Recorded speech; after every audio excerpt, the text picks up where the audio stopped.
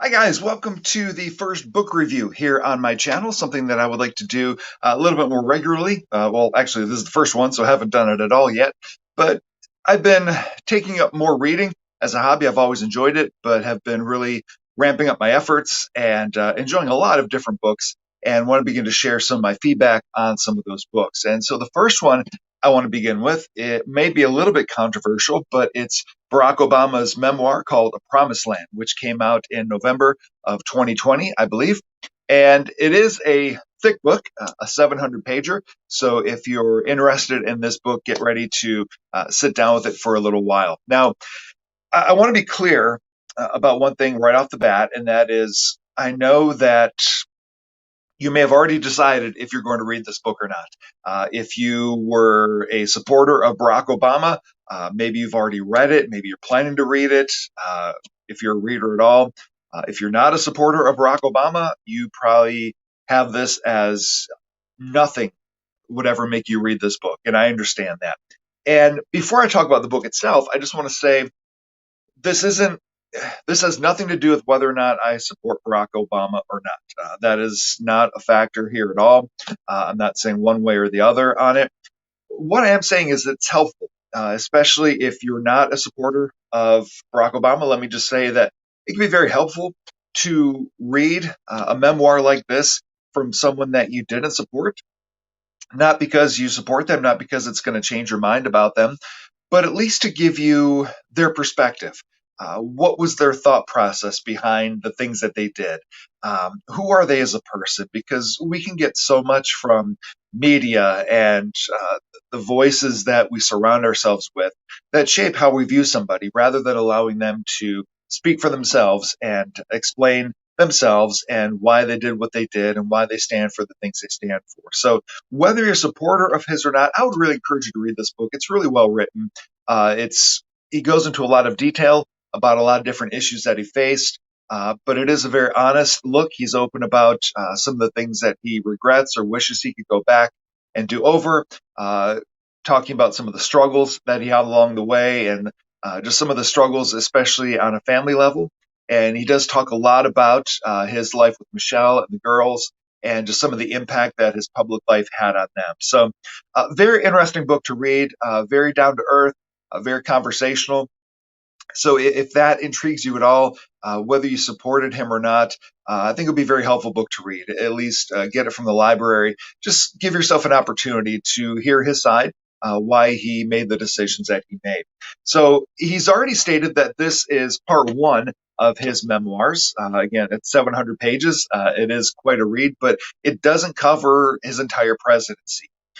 What is included, obviously, we get a lot of his background, a quick overview of his life, his childhood, his family background, how he met Michelle, his college days, how he got into law and uh, politics.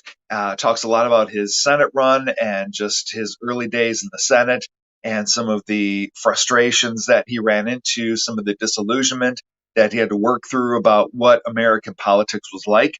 And then obviously he does get into his presidential run and what it went into that and just some of the emotions behind that. It came as a very unexpected event for him and just kind of see the background of how that all transpired.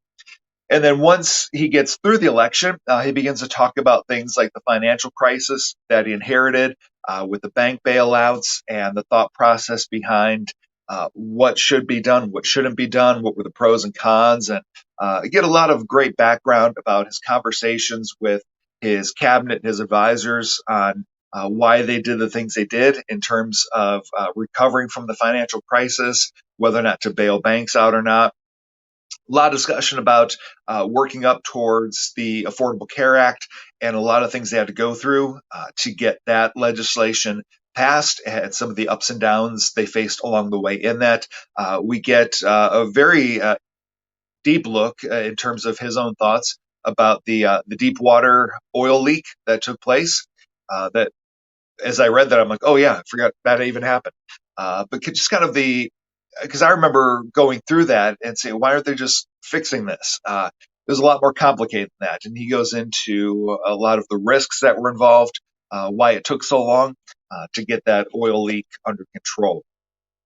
Talks about some of his reactions, why he reacted or didn't react when it came to the rumors about his birth, whether or not he was born in America, gets into that. And the book ends with the mission leading up to and culminating in the killing of Osama bin Laden.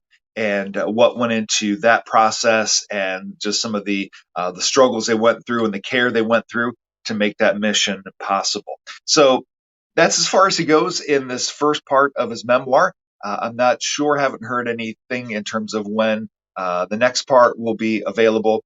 But if any of that sounds interesting to you, if you followed those events and would like a little more inside information on why he made the decisions he made, his own honest emotions and struggles with adjusting to life as the president, and his uh, the responsibility he felt in terms of being the first person of color to serve as the president.